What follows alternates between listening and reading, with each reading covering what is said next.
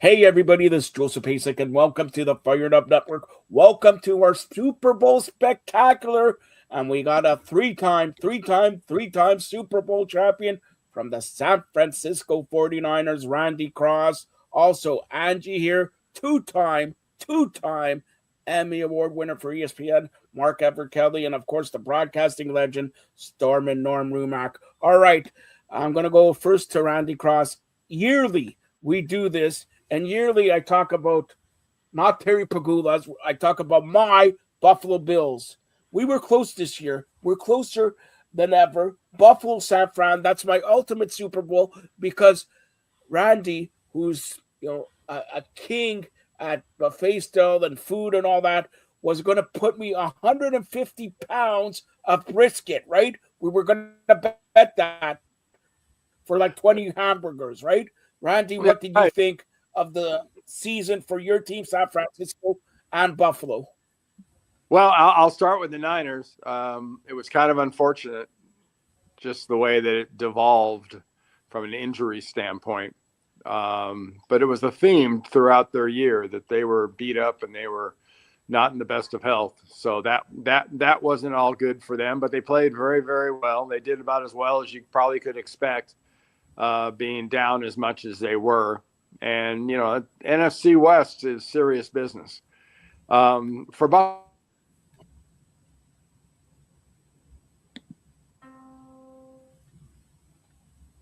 Don't tell me we lost him again. Are you there, Randy? All right. Well, let me see if we could stall here.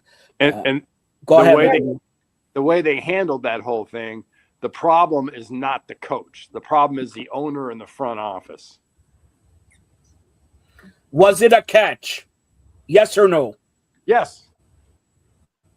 All right. Yeah. Norm gets the next question. Go ahead, okay. Norm. Got to ask you, Randy, for sure, your thoughts on the controversy surrounding Bill Belichick not getting into the Hall of Fame on the first ballot. What did you think? Well, you got people talking about the process some, which is a good thing. I believe anybody with a functional brain thought Bill Belichick was a first ballot Hall of Famer. His running buddy, Mr. Kraft, on the other hand, has some issues that nobody's talking about, but that's cool. He'll be in there too. But Bill's a first ballot Hall of Famer, and it reflects on the voters a lot more than it does on him. All right, you get the next one, and then Mark. Oh, me? Okay, great. I'm just curious, football has changed quite a bit, and I feel like there's always new rules. So I did want to ask you, specifically, how does championship football today compare to when you played, maybe even just with the 49ers? What's changed? What hasn't? Do you have any thoughts on that? Yeah, it's changed some, obviously. The rules are the biggest change. Right. That and the size and speed of guys. But, yeah, I think you have to be realistic and look at it and say they've improved the game by making it safer.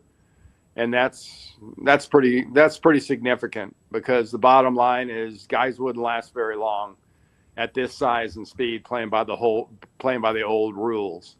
And, quarterbacks last longer. I guess that's a good thing. All right, Mark. Randy, how surprised are you that if somebody would have told you at the beginning of the year you would have Drake May and Sam Darnold as the starting quarterbacks in the Super Bowl?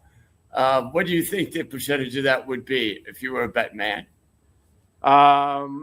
Single digit on being right and near 100% on qualifying for a drug test.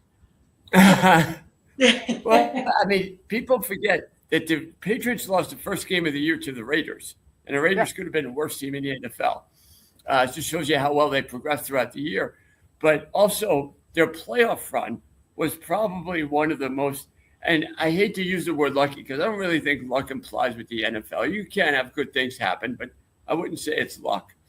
But C.J. Stroud played one of the worst games you're ever going to see a quarterback play. And then they get Jared Stidham in the AFC Championship game. So if you would ask me before the playoffs start, I would have said, yeah, I don't think New England has enough veterans or have been there enough for me to feel like they're going to make the Super Bowl. I thought Buffalo would get them, but they did. And now after watching them for 20-something years with Brady and Belichick in the Super Bowl, now we have another Patriot team that's totally different, yet with a disciple of his. What do you like? You know as well as I do what the Patriots were like before Brady got there and Belichick. What do you think it says about just their organization? Well, for starters, it says that the Tennessee Titans are led by idiots and fools. They let Mike Vrabel go, and basically, and gladfully so, from their perspective, which is pretty insane. Yeah, Drake May has worked out great. Their drafts and trades and free agent picks worked out as good as you could expect. Everyone talked about how easy the schedule was before the season, during the season, and after the season. But, you beat who they put in front of you, and it comes to the playoffs, you beat them too, and that's what they've done. They've gotten to the Super Bowl, and they're one step away from the biggest comeback in NFL history from a standpoint of team record and everything else. It's pretty amazing, but they're facing a team in the Seattle Seahawks that are built totally different than anybody they've played all year long. I mean, totally different. I would agree with you there. Yep. Okay, so let's get to the preview of Super Bowl 60. You mentioned Seattle, New England. First of all, who's your pick and why? I just, from a common sense standpoint, I was a little bit surprised the spread wasn't close to double digits when it first came out. I just think Seattle's that much better at the line of scrimmage.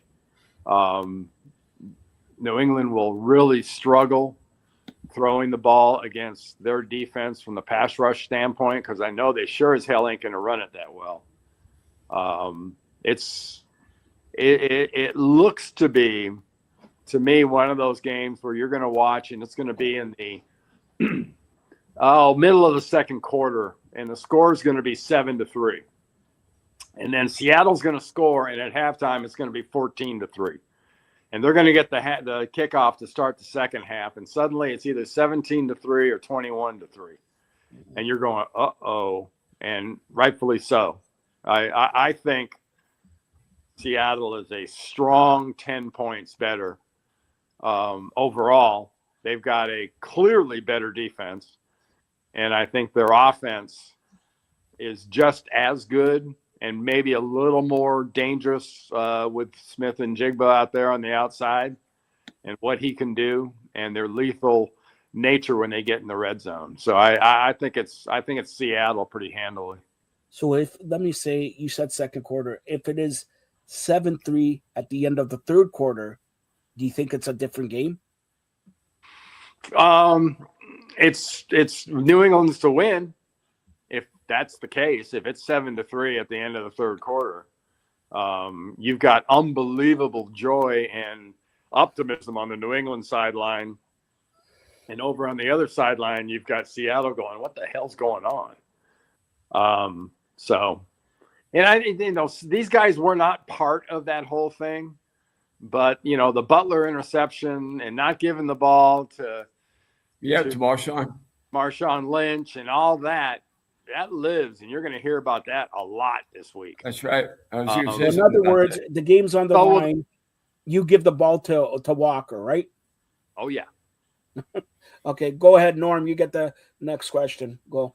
Yeah, Randy, from whatever you recall about, I don't know if you had ever met Coach Vrabel before when he was playing with, for Bill Belichick, and I think he was on 3 of those Super Bowl teams. But does anything surprise you about how good of a coach? Seems to be a real players type coach, a real players player. Like, he can talk to them and they respect him, and he can get the most out of his players.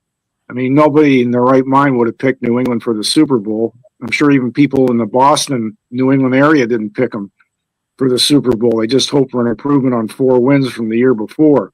So does anything surprise you about what Coach Vrabel has achieved in this particular season? Well, first of all, it's the sort of perfect convergence of circumstances for New England. Drake May got that much better. They got, McDaniel as offensive coordinator, working with him. They got Mike Vrabel, who guys can really, really relate to. He's a youngish coach, but he's got a lot of Bill in him, Belichick, in that he's a really smart guy. He's a student of the game. And, like I said, him being available was one of the great coups, and them being able to hire him, because they were able to short circuit and sort of shortcut a lot of growth as a team to bring in a coach like that just from the jump. And he's taken that opportunity and done a pretty amazing job. And he'll get plenty of credit for it this week, and he'll get plenty of credit for it up into Sunday. But once that ball's kicked off, credit and joy and attaboys are worth just about nothing. All right, Ange, go. Yeah, actually, this feeds into my question. So, in a game like the Super Bowl, what is most important? Is it physical dominance? Is it the situational intelligence? What really is the importance in a game like Super Bowl? Well, kind of yes. Not to be a smart aleck about your answer, your question, that you covered pretty much everything that's the most important parts about it. Patience is huge, because you're sitting around a lot waiting to play a game that day. When your chance comes, you got to be ready.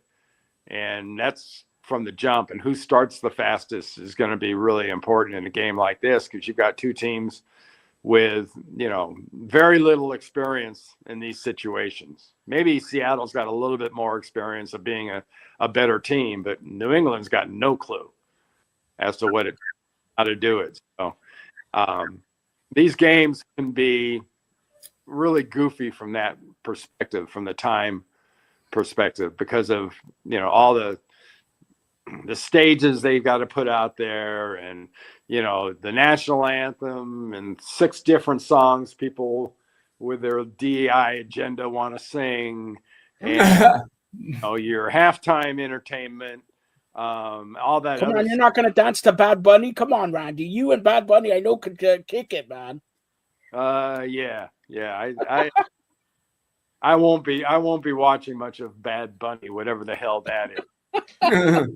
All right, Mark, you get the question. Go ahead. One quick question before I get to the Super Bowl. Randy, I heard a story that before your Super Bowl in 1981, when you played the Bengals the first time, that Joe Montana played Kenny Loggins' This Is It, and Bill Walsh really liked it. And he said, okay, this is what we kind of want playing all over there on one of the coldest games in Super Bowl history that was played at the Silverdome. Was that true? Yeah, they played it in the bus. See, we ignored, there were a whole bunch of us, mainly offensive linemen and kicker and a couple other guys. Bill said to take the bus because there was going to be so much traffic. Well, we always went really like 4 or 5 hours before the game to the stadium. So we didn't figure there'd be much traffic. And you know what? We were right and he was wrong. They got stuck in traffic. We were sitting in the locker room waiting for them. And Joe put on This Is It as sort of a song. He told Bill, that I think this song is pretty true to what we're trying to do today. And they played it a few times while they were driving in, and then they played it a little bit in the locker room. And the most played song after the game was, to date ourselves, Queen's "We Are the Champions." Oh, wow. Classic. Very good. So, you mentioned Super Bowl 49, okay, where you had, Brady and Russell Wilson. Not exactly the same quarterbacks meeting. But, the legacy of that play, where you saw the look, I remember on some of the teammates of the Seahawks when it happened. How much do you think Seattle wants to kind of rectify that, and it has bothered them since that play was called? Oh, the fan base, they don't forget. You guys know. You remember that crap for a long time. I mean, right. Or Joe, Yeah, don't even talk. Don't even talk. He's never really recovered. You know, Randy, Sunday's my birthday. Come on, give me a break. So I think it has zero, to be honest with you, I think it has zero relevance to both teams outside of the fact that by time today to early tomorrow, they'll be completely sick of hearing about it. All right, so here's the final question here. Randy, I started off with saying you can cook up a storm. So on Sunday, on my birthday, by the way, okay, I told you this. On my birthday, what are you going to cook me? Because I'm coming over. I don't even know where you are, Atlanta, Montana, whatever. I'm coming over. I can't stand watching Mark no more. He wanted the Jets to have one interception all year. I told him it's never going to happen. And look, it never happened. So what are you cooking me for my birthday for Super Bowl 60? It's a tradition with you that we ask you. Go ahead. And Norm wants to eat. Look at Norm salivating at it. I've got a 14-pound bone-in prime rib roast. I'm going to get on the smoker for several hours. Day before, I'm going to finish off some pork belly carnivore candy, you know, where you chop it up into smaller pieces and get all the stuff on it. And those will be the main events when it comes to barbecue for the day. But the big star is going to be the prime rib. And can I come over and have like a pound of it instead of 14 or what? Come on, you get your own rib. All right, Norm, you're taking me on the corporate jet, all right? You hear that? Oh, yeah. We're going to eat. Yeah.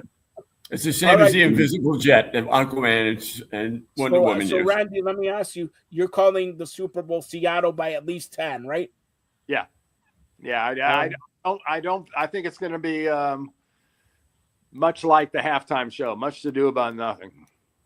All right, and Randy, take us through what you're doing now. Are you going to send me your podcast? Do you want to work with Fired Up Network? We're on Roku, all smart TVs around the world. They could see me and my black hair and you and your white hair. Come on.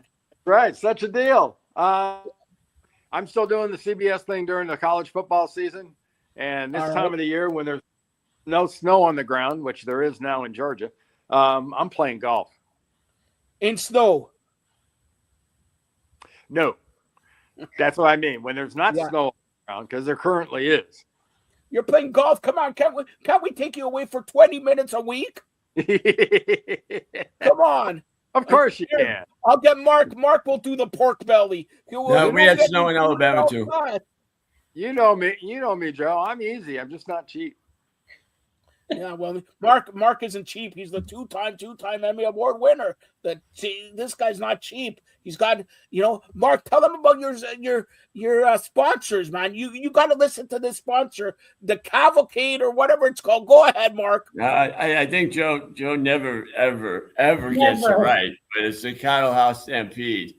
And I live in Alabama. I'm a native New Yorker, but I moved down here about 5 years ago, so I fit in real well, Randy.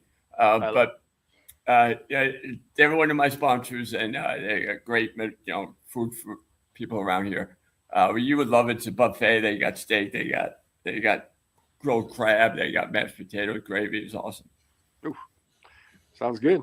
I'm ready. All right. So, Randy, any final thoughts here? I know you're making your yearly visit to the Fired Up Network. We got to do it more often, but next year Super Bowl. Do you think Buffalo and San Fran in the Super Bowl? That's Super Bowl 61.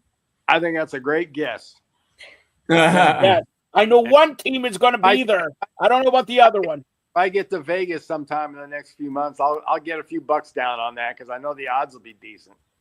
Hey, Randy, I got one more question for you. The coaching carousel so far with the hirings that have been made, anything in particular stand out to you? No, it's Atlanta's. They got Matt Ryan running the show, below Arthur Blank. So that sort of is a TBD, especially with them hiring Stefanski, and some of the other hires. I think the one word that comes to mind for me is predominantly underwhelming. There's a lot of great talent out there coaching. Unfortunately, not a lot of it as a head coach at this time.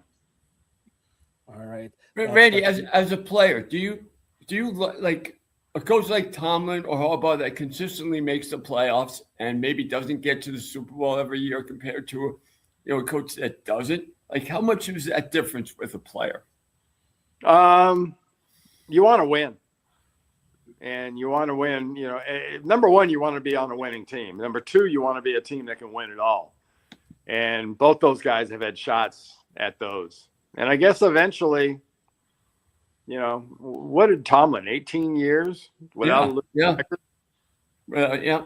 And Harbaugh's been great on building that organization. It's not the head coach's fault his quarterback chokes in big spots. But it was made out. Who's the best quarterback in the NFL, Randy? Who's the best quarterback in the NFL?